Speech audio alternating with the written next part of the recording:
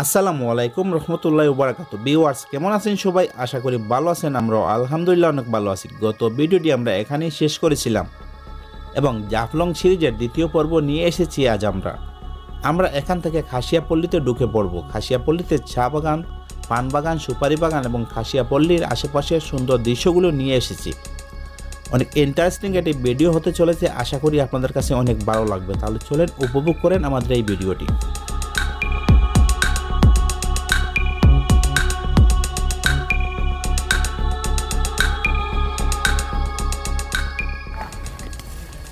এই যে হেঁটে হেঁটে যাচ্ছি, দেখেন সুপারি এইভাবে পড়ে আছে বাগানের নিচে।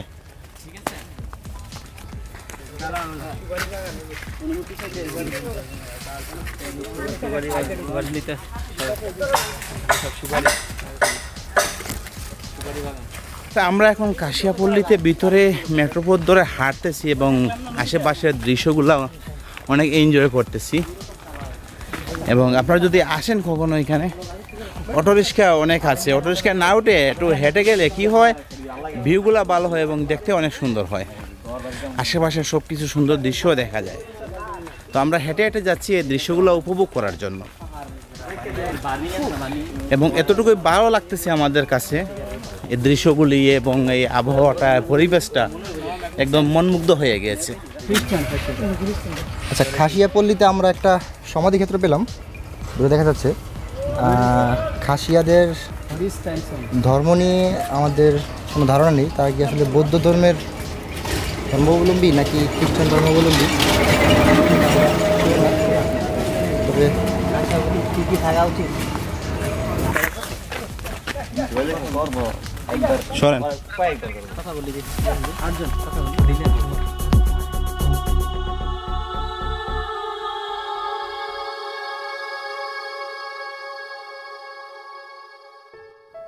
কিছু দূর হেঁটে আসার পর নতুন সংগ্রামপুঞ্জি নামক একটি স্থান মিলবে, যেটা তৈরি হয়েছিল 1988 খ্রিস্টাব্দে। তার ভিতরে আমরা প্রবেশ করেছিলাম। ভিতরের গড়গুলি অনেক সুন্দর। কোনো কোনো গড়টি ছিল দোতলা সিস্টেম, নিচে ফাঁকা, উপরে গড়। কোনো কোনো গড়টি ছিল নিচেই। সব কিছু মিলিয়ে এখানকার পরিবেশ পরিস্থিতিটি আমাদেরকে মুগ্ধ করেছিল এবং এর যে পাশ দিয়ে রাস্তাটা গিয়েছে, রাস্তাটি অনেক সুন্দর।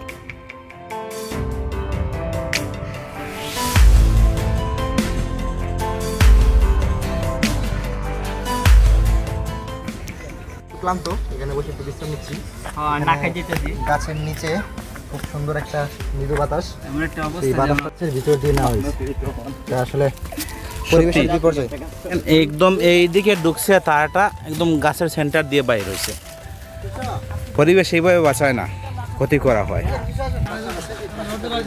ভিউয়ার্স, কিছুক্ষণ আমরা রেস্ট করলাম এখানে রাস্তার পাশে বসে, তারপর আবার রানা দিয়ে দিচ্ছি। এখন সামনে আছে কাশিয়াদের পানের যে ব্রুসটা আছে, পান গল্লি যেটা বলে, পানের বাগান যেটা বলে, এবং সুপারি। তারপর কাশিয়াদের জমিদার যারা আছেন সেই জায়গাটিতে আমরা এখন যাচ্ছি এবং সেই জমিদার বাড়িটিও আমরা তুলে ধরবো আপনাদের সামনে। কিন্তু এই রাস্তাটা মেট্রোপথটি এবং এই যে ফুলের পাতাগুলি দেখতে অনেক সুন্দর, এই খুবই ভালো লাগতেছে। আমরা যে হাঁটতেছি আমাদের কষ্টটা সার্থক হয়ে যাচ্ছে।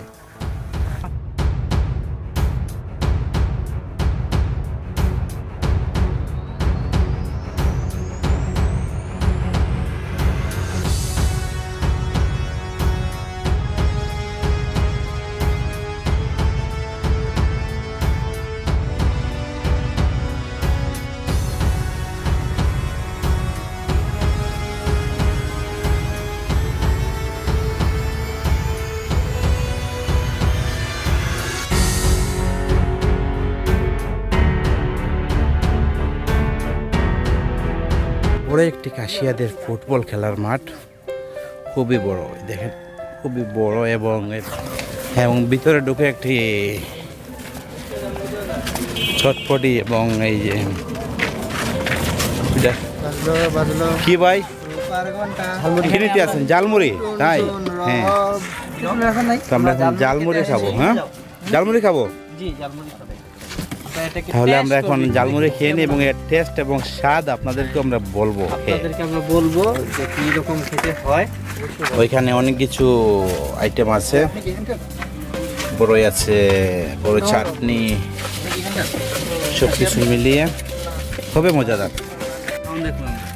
আরে ভাই রাখে, বিসমিল্লাহ বলে না, তবে এসে পরিমাণে দিলে কাছাকাছি বেশি হবে আমার। এটা খুব ভালো ভালো তাই না? জি জি জি আশা করি। হ্যাঁ নাইস, খুব টেস্ট ভালো লাগছে, একটু খেয়ে দেখতে পারেন। আচ্ছা ঠিক আছে, খেয়ে দেখো। তবে আমি খেয়েছি, খুব ভালো লাগতেছে। মুরগি একটা নিছ সবাই খাই, সবাই একটা রান্না খাওয়া যায়। হ্যাঁ সবাই খান এবং সবার অনুভূতি কি? এই আতর ভাই এদিকে তাকান, স্বাদটা কিরকম? স্বাদটা খুবই ভালো, কিন্তু কাঁচা বুট দিতেছে তো আমি অভ্যস্ত। হ্যাঁ হ্যাঁ এই যে বুটটা দিবেন না, হ্যাঁ এই অবস্থা আমি আমরা অভ্যস্ত।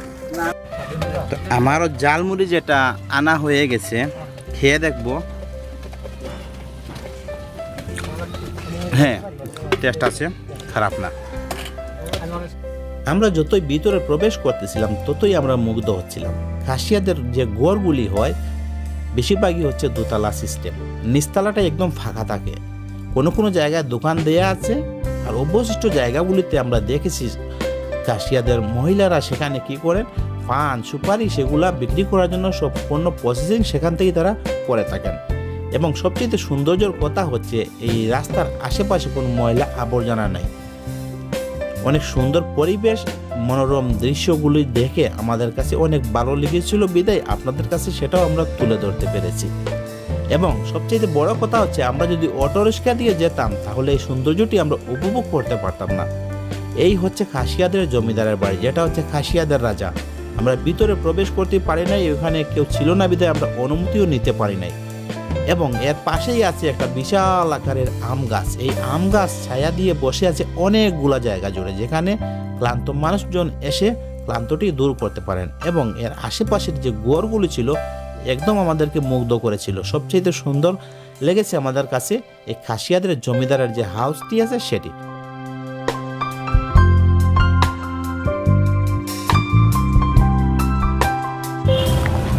তো জমিদার বাড়ি বলতে আমরা যেটা বুঝেছিলাম, হয়তো আগের যৌবনার জমিদার বাড়ির মতো পুরাতন বাড়িঘর থাকবে সেরকম কিছু না। বর্তমান জমিদার ওদের রাজা যে ওনারই বাড়ি এটা। যাই হোক, যতটুকু সম্ভব হয়েছে দেখাইছি আপনাদেরকে। ভিতরে প্রবেশ নিষেধ, সেজন্য ভিতরে ঢুকতে পারলাম না। যতই হাঁটতেছি শুধু এরকমই পাচ্ছি, ফুলের গাছ এবং সুপারি বাগান, পান বাগান। তবে ভালো দৃশ্যগুলি, খারাপ না। যারা প্রথম আসবেন এখানে আসলে অনেক কিছু এনজয় করতে পারবেন। এখন কি করা হবে, 10 টাকা দিয়ে একটা কমলা কিনা হবে। এই যে 18 টাকা উঠতেছে এখানে, 10 টাকা পিস কমলার, লোকাল কমলা ওইগুলো, কমলা যেটা বলা হয়। পাহাড়ি কমলা গাইছি দিয়ে 2টা কমলা কিনা হয়েছে।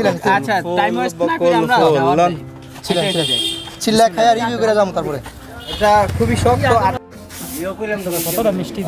কমলা ছিলা হয়ে গিয়েছে। কমলা ভাই, ওই টিয়া পাখির একটু খাবার। আচ্ছা, ওই যে কোথায় টিয়া পাখি জানি আছে ওইখানে, ওই যে কাস্টমারের কলা। হ্যাঁ কথা বলতেছেন উনি, আমরা কি কথা বলতে পারবো আপনার সাথে?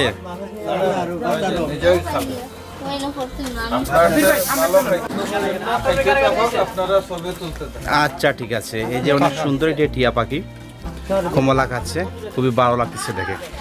খাওয়ায় কমলা খায় না, কিন্তু টিয়া পাখি ঠিকই কমলা খাইতে। তো ভিউয়ার্স, কমলা যেটা খাইছি, আসলে কমলা খাওয়ার যে স্বাদ, যেটা তৃপ্তি ছিল, সেটা ভালো হয়নি, প্রচুর টক। তারপর খাইতে কি জানি একরকম স্বাদ আসছে, সেটা খুবই বাজে। ভিউয়ার্স, মাশাআল্লাহ আমাদের কষ্টরই সার্থক হয়ে গেছে। যতটুকু হেঁটে আসছি আমরা, এখানে এসে একদম মুগ্ধ হয়ে গেছে, আমাদের চোখ জুড়িয়ে গেছে চা বাগানটি দেখে। আমরা হাঁটতেছি এবং চা বাগানের ছায়ার স্বাদটি গ্রহণ করতেছি নাক দিয়ে, গ্রানটা নিয়ে। খুবই ভালো লাগতেছে আমাদের কাছে। এই অনুভবটা এত ভালো লাগতেছে বলার মতো না। এটা মনে হচ্ছে চায়ের পাতা, এই যে চায়ের একটি ফুল দেখা গেল।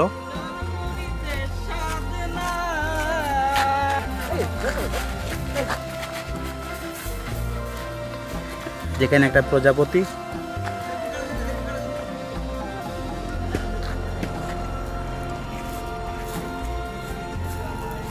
একটা ভিতরে চলে আসছি। এই ভিতরে চলে আসার পর শুধু চা বাগানই দেখা যাচ্ছে। অনেক অনেক বড় বড় চা বাগান। এটা কি বলবো, একদম আমরা ছায়ের রাজ্যতে এখন বসবাস করতেছি এমনই মনে হচ্ছে। আমরা চায়ের রাজ্য চলে এসেছি। পরিবেশটা খুবই সুন্দর এবং চা বাগানটাও খুব সুন্দর। জিরাজিরির কি আছে? জিরাজিরিরটা কি আছে? What is জিরাজিরি? জিরাজিরি কি?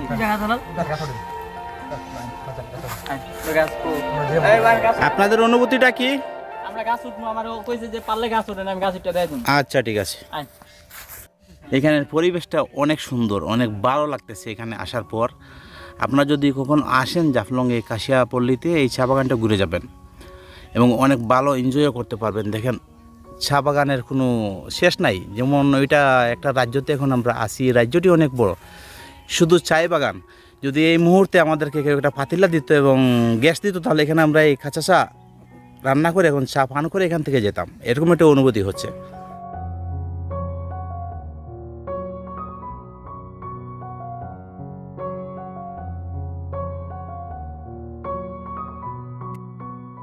এই দেখেন অনেক সুন্দর কচমা চা পাতি, চা বাগানের ছাইগুলা দেখতে অনেক ভালো।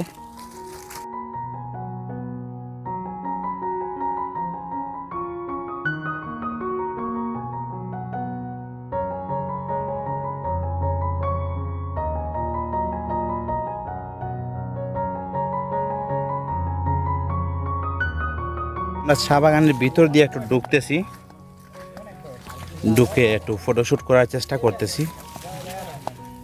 তবে এখন রোদ বেলা, যেমন এখন টাইমটা 12টা বাজে, এই সময়টা মাথার উপরে প্রচুর রোদ, সেজন্য ভালো একটা ভিউ দেখাতে পারলাম না আপনাদেরকে।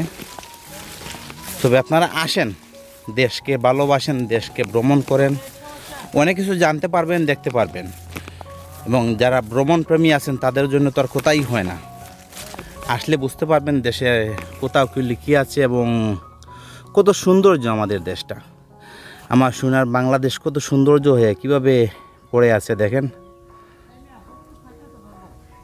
ভিতর দিয়ে হাঁটতে এত ভালো লাগতেছে, এতটুকু অনুভূতি হইতেছে, কিভাবে বলে বুঝাবো আপনাদেরকে। এই চায়ের বাগানে একদম মাথা রেখে শুয়ে নিজেকে ধন্য মনে করতেছি, কারণ আমার বাংলাদেশে এত সুন্দর সুন্দর জায়গা, এত সুন্দর সুন্দর ভিউ, এত সুন্দর সুন্দর দর্শনীয় স্থান, এগুলো আসেন আপনারা, এসে ঘুরে দেখেন। যারা ভ্রমণপ্রেমী আছেন সবাই আসেন, দেশকে ভালোবাসার সঙ্গে সঙ্গে দেশের প্রকৃতিকেও ভালোবাসতে থাকুন। দেখেন অনেক এনজয় করতে পারবেন, অনেক ভালো লাগবে এবং নিজেকে অনেক ধন্য মনে করবেন বাংলা মায়ের সন্তান হিসাবে। ভিউয়ার্স, এই দেখেন পান বাগান, কীভাবে পান ধরে আছে গাছেতে এবং দেখতে অনেক সুন্দর।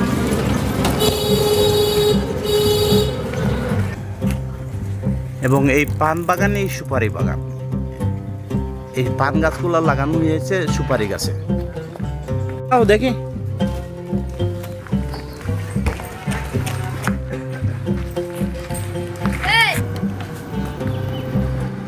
ওই যে সুপারি বাগান। আমরা চা বাগান থেকে আমরা এখন রওনা দিয়ে দিছি সুপারি বাগানে। সুপারি বাগানের ভিতরে আমরা প্রবেশ করিনি সময় স্বল্পতার কারণে, কিন্তু তার আশেপাশের দৃশ্যগুলি একটু দেখানোর চেষ্টা করেছি এবং পানগুলি গাছেতে কীভাবে ঝুলে আছে দেখেন। এখানকার পরিবেশ অনেক মুগ্ধ করেছিল আমাদেরকে। এখন আমরা রওনা দেব গোসলের উদ্দেশ্যে এবং আমরা সেখানে গিয়ে নদীতে গোসল করব, আনন্দ উল্লাস করব, সেটাও তুলে ধরবো আপনাদের সামনে।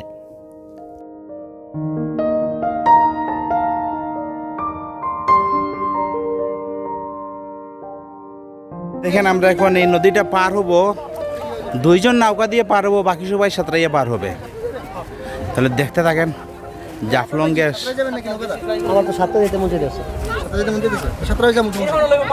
আপনারা সাঁতরাইয়া যাবেন তাই না? আমি নৌকা দিয়ে যাব। কে কে নৌকা দিয়ে যাবেন চলেন।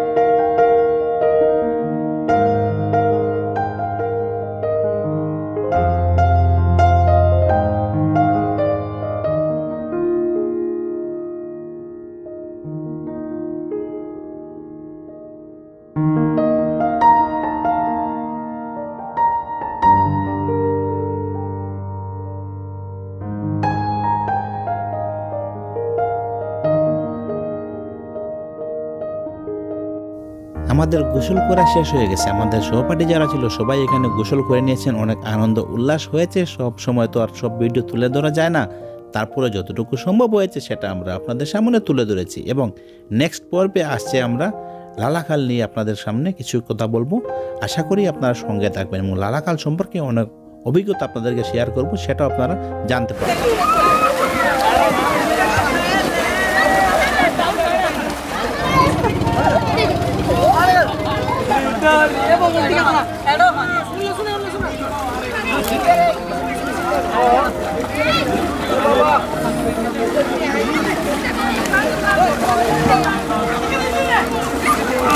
মজা পেয়েছেন? হ্যাঁ, পানি অনেক মজাদার, অনেক ঠান্ডা, খুবই ভালো লাগছে। খান নাই? না খাই নাই। তারা তাও যেতে রাজি না, এটা বোঝাই যাচ্ছে তারা সিলিয়েট করে রাখছে। অনেক গ্যাস, আর এইটার পুকুরের পানিতে মেচটুকা মারলে আগুন ওঠে। আগুনের সন্ধান পেয়ে গেছি, দেখেন।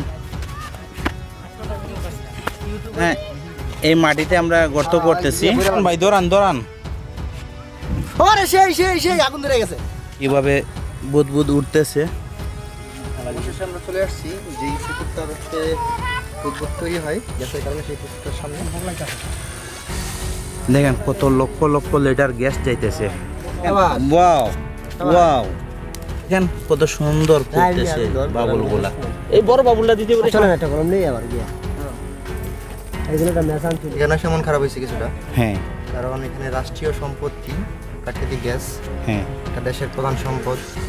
Sobat Jiwa itu rata dulu tok sota deh bay sada hatu nai bay riwar sapo diskol telepon nomor tabol nomor silet ozela uri furotaki ami otau amar ঠিকানা। ভিউয়ার্স, আমরা ভিডিওটি শেষ পর্যায়ে চলে এসেছি। যদি নতুন কেউ হয়ে থাকেন আমাদের পরবর্তী ভিডিওগুলো দেখার জন্য চ্যানেলটি সাবস্ক্রাইব করে আমাদের সঙ্গে থাকবেন, লাইক শেয়ার কমেন্ট করবেন। দেখা হচ্ছে পরের ভিডিওতে। সেই পর্যন্ত সবার সুন্দর জীবন কামনা করলাম। আল্লাহ হাফেজ। আসসালামু আলাইকুম রহমতুল্লাহি ওয়া বারাকাতুহু।